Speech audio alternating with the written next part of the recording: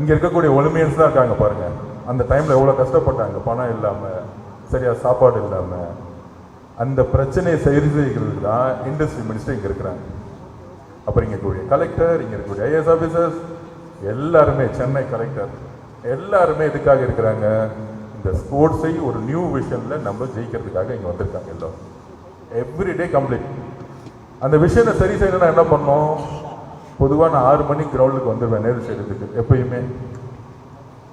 அப்போ 6 மணி டு 7 மணி வரைக்கும் இங்கெல்லாம் என் கூட ஓடக்கூடிய பார்ட்னர்ஸ் இருக்காங்க, ரன்னிங் பார்ட்னர்ஸ் இருக்காங்க. இங்கே அவங்களோட ஓடிட்டு ஸ்போர்ட்ஸ் மினிஸ்ட்ரியோடைய ஆஃபீஸ் எங்கே இருக்குன்னா நம்மளுடைய செக்ரட்டரியேட்டில் இருக்கும்.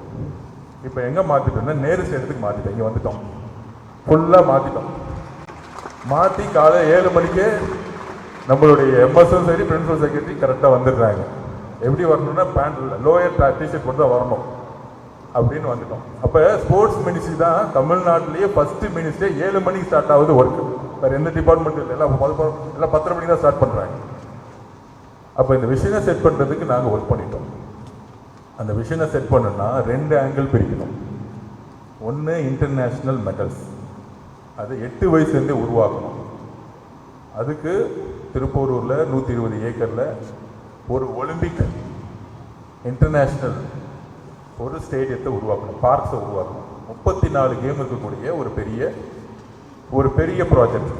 அதுக்கான ரீமாடல் ரீஸ்ட்ரக்சர் ஒர்க் போயிட்டு அதை கம்ப்ளீட் பண்ணோம். நம்மளுடைய இப்பயே சிஎம் உடைய தலைமையில் அவர் ஆல்ரெடி ஆர்டர் கொடுத்துருக்காங்க. இன்னொரு இடத்துல 10 ஒலிம்பிக் ஸ்டேடியம் அகாடமிஸ் 10 டிஸ்ட்ரிக்டில் எங்கெல்லாம் வறுமை இருக்கோ அந்தந்த இடத்துலலாம். சிம்பிளாக சொல்ல போனால் கள்ளக்குறிச்சியில் கல்வராயன் மலையில் மேலே ஒரு ஒலிம்பிக் அகாடமி போடுறோம் ஷெட்யூல் ட்ரைப்ஸ்க்காக. எங்கெல்லாம் வறுமை அதிகமாக இருக்கோ, கடலூர், தருமபுரி, நாகப்பட்டினம், எங்கெல்லாம் வறுமை அதிகமாக இருக்கோ அங்கே ஸ்போர்ட்ஸ் ஹாஸ்டல் கிடையாது, ஒரு இன்டர்நேஷ்னல் ஸ்டாண்டர்ட் லெவலில் ஒலிம்பிக் அகாடமி. அந்த ஒலிம்பிக் அகாடமியோட குறிக்கோள் என்ன? Very simple. இந்த 6000 ஃபிசிக்கல் டீச்சர்ஸை ஸ்கூலில் இருக்கக்கூடியவங்கள டேஷ்போர்டில் கொண்டு வந்து ஒரே லைனில் கொண்டு வந்து அவங்களுக்கு ஒரு விஷனை கொடுத்து, இப்போ பேஸ்கெட் பால்னா 13 வயசுல திடீர்னு 6.2 ஃபீட் இருப்பாங்க. ஸ்விம்மர்ஸ்னால் நாகப்பட்டினம், தூத்துக்குடி, எங்கெல்லாம் வந்து சிஏடியா இருக்கோ, ஃபிஷர்மேன் கம்யூனிட்டி இருக்கோ, அங்கெல்லாம் பார்த்தீங்கன்னா 4 வயசு ஸ்விம்மிங் பண்ணிட்டு இருப்பாங்க ஸ்பீடாக. இந்த 6000 பேர் இவங்களை ஐடென்டிஃபை பண்ணி இந்த ஒலிம்பிக் அகாடமியில் நம்ம வந்து ஸ்கவுட்டிங் பண்ணோம். That's call talent research wing. இவங்களுக்கு எல்லா டிசிப்ளின்லையும் எல்லா கேம்லையும் ஃபாரின் கோச்சஸ் எங்கெங்கெல்லாம் பெஸ்ட்டாக இருக்காங்களோ அவங்கள கொண்டு வந்து அப்பாயின்மெண்ட் பண்ணி இங்கே இருக்கக்கூடிய இந்தியாவில் இருக்கக்கூடிய தமிழ்நாட்டில் இருக்கக்கூடிய பெஸ்ட் கோச்சஸை ஒரு 5 பேர் எடுத்து ட்ரைனிங் கொடுக்க போகிறோம். அப்போ அந்த ட்ரைனிங் கொடுத்தாதான் 8 வயசுலேருந்து 28 வயசு 18 வயசுக்குள்ள 10 இயர்ஸ் ஃபோக்கஸ் த ஒலிம்பிக்ஸ். இந்த பசங்களும் இந்த பிளேயர்ஸும் ஃபோக்கஸ் ஒன்லி ஒலிம்பிக்ஸ். தமிழ்நாட்டோடைய முக்கியமான சொத்து தான் இந்த பிளேயர்ஸ். அப்படி தான் ஒரு டிசைன் பண்ண போகிறோம்.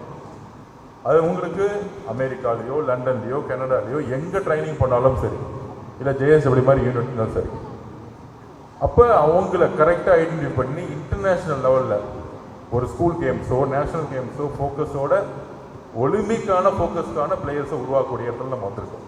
ஏன்னா திருப்பியும் சொல்கிறேன், 100 இயர்ஸில் நம்ம பாஸ்கர் சார் சரி, ஹாக்கி சரி, இவங்களை தவிர எந்த கேம்லேயும் மெடல் எடுக்கல. அத்லெட்ஸில் மெடல் இல்லை. பார்ட்டிசிபேட் பண்ணுறோம் ஆனால் அங்கே போய் ஃபெயிலியர் ஆகிட்டு வரோம். ஏன் ஃபெயிலியர் ஆகிட்டு வரோன்னா அந்த பிளேயர்ஸோட ப்ராப்ளம் கிடையாது, நம்ம ட்ரைனிங் பண்ணக்கூடிய மெத்தட்ஸ் எங்கே ஃபெயிலியர் ஆகும்னா, sports is a science, it's a technology, it's not a hard work. அந்த சயின்ஸ் அண்ட் டெக்னாலஜியை தமிழ்நாடு அப்டேட் பண்ணலை. அதை அப்டேட் பண்ணோன்னா ஹியூஜ் இன்வெஸ்ட்மெண்ட் இருக்கும் ஒவ்வொரு கேமுக்கும். ஃபார் எக்ஸாம்பிள், நோக்கியா ஃபோனை இப்போ யாரும் யூஸ் பண்ணல, ஒரு 10 வருஷத்துக்கு முன்னாடி யூஸ் பண்ணியிருக்கோம். நம்ம ஸ்போர்ட்ஸில் இன்றைக்கி நோக்கியா ஃபோன் மாதிரி இருக்கும், 1100 மாதிரி. ஆனால் அமெரிக்கா வந்து ஆப்பிள் ஃபோனுடைய 16, 17 ஹையர் மாடல் இருக்காங்க. இந்த சயின்ஸ் அண்ட் டெக்னாலஜிக்கு ஒரு ரிசர்ச்சுக்காக ஒரு பெரிய எக்ஸ்பென்சஸ் பண்ணுவாங்க, ஒரு இன்வெஸ்ட்மெண்ட் இருக்கும். அந்த இன்வெஸ்ட்மெண்ட் நீங்கள் ஜேஎஸ்டபிள்யூவில் போனீங்கன்னா இருக்கும். அடிப்படாமல் இருக்கிறதுக்கு எப்படி ப்ராக்டிஸ் பண்ணணும், எப்படி ஸ்ட்ரென்தனிங் பண்ணணும், அடிப்பட்டால் எப்படி ரியாப் பண்ணணும், உங்களுடைய வெயிட்டை எப்படி ஒவ்வொரு டே வந்து இன்க்ளூடிங் ஒரு 100 கிராம் கூட எப்படி மானிட்டரிங் பண்ணணும், இந்த ஃபெசிலிட்டிஸ்லாம் இங்கே எதுவுமே கிடையாது. தமிழ்நாட்டில் எங்கேயுமே கிடையாது, பெருசாக கிடையாது, ஒரு இன்டர்நேஷனல் ஸ்டாண்டர்ட் லெவல் கிடையாது. So SDAT have to focus the basic infrastructure first. 100-200 கோடி ரூபாய் நடத்தி ஒரு ஈவெண்ட்டை நடத்துறதோட the basic infrastructure is very very must. நம்ம கிட்ட இருக்கிற பொருளாதாரத்தை பலத்தை வச்சு 500 கோடி ரூபாய் இருக்குன்னா ஒரு கேம் எடுத்து 200 கோடி ரூபாய்க்கு ஒரு பெரிய ஒரு 5 டோர்னமெண்ட் நடத்துறது முக்கியம். ஆனால் இங்க இருக்கக்கூடிய பிளேயருக்கு ஒரு பேசிக் இன்ஃப்ராஸ்ட்ரக்சர் கிடையாது. இங்க இருக்கக்கூடிய ஸ்டேடியமை 7 நாள் ஃபுல்லா நம்மளால யூஸ் பண்ண முடியல ஒரு ஸ்போர்ட்ஸ் மேனால. கமர்ஷியலை தான் இன்னும் விட்டுட்டு இருக்கோம். கூடி சீக்கிரத்தில் ECRல ஒரு பன்னாட்டம் ஒரு முனையம் திறக்க போகுது. அங்கே 15,000-20,000 பேர் விசிட்டர்ஸ் உட்காரலாம். அது உட்காந்துட்டா முழுக்க இந்த இடத்த எப்படி ஸ்போர்ட்ஸுக்கு பயன்படுத்தலாங்கிறத ஒரு முக்கியமான ஆய்வாக இருக்கு. ஸ்போர்ட்ஸோட இடத்த ஸ்போர்ட்ஸ் மட்டும்தான் பயன்படுத்தும். ஏன்னா அதுக்கான தேவைகள் இருக்கு. கமர்ஷியலுங்கிறது தேவை, இன்வெஸ்ட்மெண்ட்டுங்கிறது கொண்டு வரணும். ஆனால் ஒரு கேமுக்கான ஒரு இன்ஃப்ராஸ்ட்ரக்சரை கொடுக்காம வெறும் கமர்ஷியலாக்கப்பட்டால் ஒரு பிளேயருக்கான ஒரு ப்ராக்டிஸையோ ஒரு இன்டர்நேஷனல் லெவலில் ஸ்டாண்டர்டையும் நம்மளால் கொடுக்க முடியாத சுச்சுவேஷன் இப்போ இருக்குது. அப்போ பேசிக் இன்ஃப்ராஸ்ட்ரக்சர் உருவாக்குறதுக்கும் தமிழ்நாடு ஒலிம்பிக் அசோசியேஷன் ஒன்று இருக்குது, 34 அசோசியேஷன் இருக்கும்.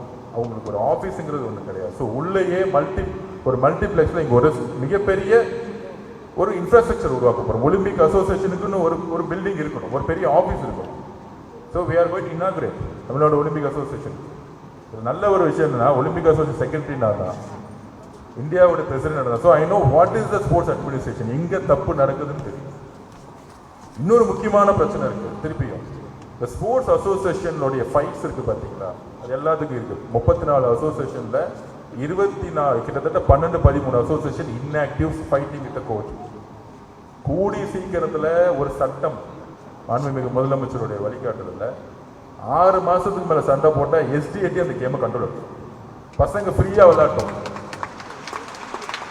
யாரு சண்டை போட்டு கோர்ட்ல ஜெயிச்சுட்டு வராங்களோ அவங்க பிரசிடென்ட் செக்ரட்டரியா இருக்கும். அப்ப அந்த சண்டை முடிகிற வரைக்கும் SDAT will run the administration. under 13 மேட்சோ, under 16 மேட்சோ, under 18 மேட்சோ, under 21 மேட்சோ, சீனியரோ எல்லாம் SDAT நடத்தும். பசங்களுக்கு தேவையான kit, shoe, transport, everything will take care SDAT. SDAT is a main body to take care the players life. எந்த பாலிடிக்ஸும் என்கரேஜ் பண்ண போறது இல்லை. ஏன்னா 10 வருஷம் 8 வருஷம் சண்டை போட்டு, for example football, for example நிறைய இண்டிவிஜுவல் கேம்ஸ். அப்ப இந்த மேல இருக்கக்கூடிய அதிகார ஃபைட்ல அஃபெக்டட் பிளேயர்ஸ் இன்க்ளூடிங் வாலிபால் நிறைய ஃபைட்ஸ் ஆக கோர்ட்ல நடக்க கிட்டத்தட்ட வாலிபாலுக்குலாம் 4-5 வருஷமா ஃபார்ம் 1, ஃபார்ம் 2, ஃபார்ம் 3 சர்டிஃபிகேட் கிடைக்கவே இல்லை பிளேயர்ஸுக்கு. எத்தனை வருஷமா? 5-6 வருஷமா. Because of association issues, problem, fights, power politics. இந்த பவர் பாலிடிக்ஸ்க்கு பிளேயர்ஸ் என்ன தப்பு பண்ணாங்க? இனிமேல் SDAT have to interfere. ஏதாச்சும் கோர்ட்ல கேஸ் இருந்தாலும் SDAT have to take care. பிளேயர்ஸோட லைஃபை டேக் கேர் பண்ணணும். அதை நடத்தி ஃபெடரேஷன்ல சொல்லி, IOIல இந்தியன் ஒலிம்பிக் அசோசியேஷன்ல சொல்லி இந்த பாடி டேக் ஓவர் பண்ணி பிளேயர்ஸுக்கு ஃபார்ம் 1, ஃபார்ம் 2, ஃபார்ம் 3, ஃபார்ம் 4 சர்டிஃபிகேட்டுக்கு SDAT have to take care. ஒவ்வொரு அசோசியேஷனுக்கும் மானிட்டரிங் பண்றதுக்கு ஒரு ஆஃபீஸர் அப்பாயின்மெண்ட் பண்ண போறோம். It's direct communication association and SDAT. அதற்கப்புறம் முக்கியமாக மாண்புமிகு முதலமைச்சருடைய பிறந்த நாள் நேற்று என்னுடைய ஸ்போர்ட்ஸ் ஹாஸ்டல் ஸ்டூடெண்ட்டுக்கு நான் விளையாடும் போது 60 ரூபா கொடுத்தாங்க ஒரு நாளைக்கு சாப்பிட்றதுக்கு. முன்னாடி நம்ம இங்கே வரும்பொழுது முதல் நாளே நான் கிச்சனுக்குள்ளே தான் போனேன். 350 ருபீஸ் இருந்துச்சு. அது பத்தாது, சாய்க்கு ஈக்குவலாக இருக்கணும். 450 ருபீஸ் ஆகிட்டோம் உடனடியாக சிஎம்கிட்ட சொல்லி. வருஷத்துக்கு 2 கிட்டு கொடுத்துட்டு இருந்தாங்க. ஷூஸ்க்கு ஒரு ஷூ கொடுத்துருந்தாங்க. இப்போ எவ்ரி குவார்ட்டருக்கு ஷூஸும் கிட்ஸும் கொடுக்கப்படும். மாற்றிட்டோம், ஸ்டைலாக மாற்றிட்டோம். கிட்டத்தட்ட 12 crores வித்தின் 30 daysல என்டையர் ஸ்போர்ட்ஸ் ஹாஸ்டலுக்கு நம்ம பக்காவாக உடனடியாக அப்ரூவ் பண்ணி 12 crores அப்ரூவ் பண்ணி ஸ்போர்ட்ஸ் ஹாஸ்டல் பிளேயர்ஸுக்கு அடுத்து அப்கிரேட் பண்ணியிருக்கோம்.